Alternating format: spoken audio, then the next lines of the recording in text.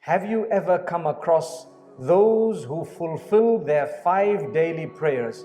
Not just the obligation, but beyond that, they also take their time to fulfill the sunnah and the nafil, which are the voluntary prayers.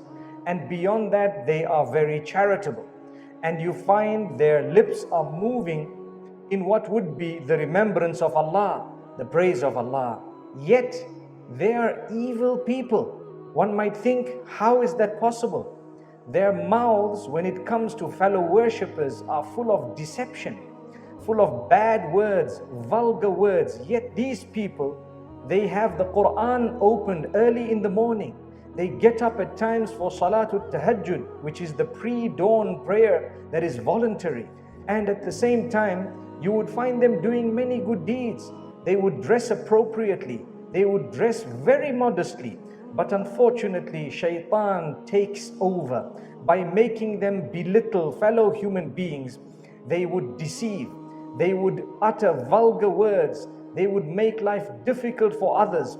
They would create problems. They would gossip, and they would eat the wealth of someone. They probably could do major sin against fellow human beings.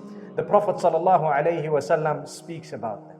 In fact, Allah subhanahu wa ta'ala warns us about those who think they're doing good deeds, but they have wasted their deeds. So this is a warning. This is why the Prophet ﷺ once asked his companions, "Atadruna manil muflis?" Do you know who is the bankrupt person? They said, yeah, it's a person who doesn't have the dirham, the dinar. They don't have money, they don't have wealth, they don't have the gold and the silver. He says, that's not who I'm referring to.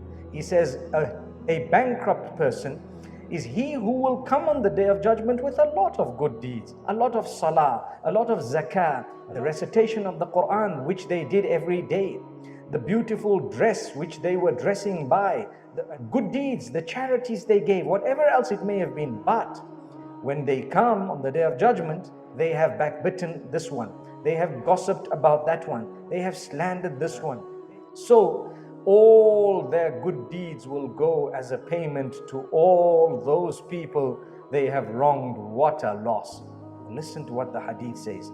When all their good deeds are actually depleted, and there are still people whom they owe goodness to, or they owe some form of a compensation to because of the evil they did towards them, then the bad deeds of those will actually be shouldered by the person who has slandered them and who had a lot of good deeds, but now they have nothing left.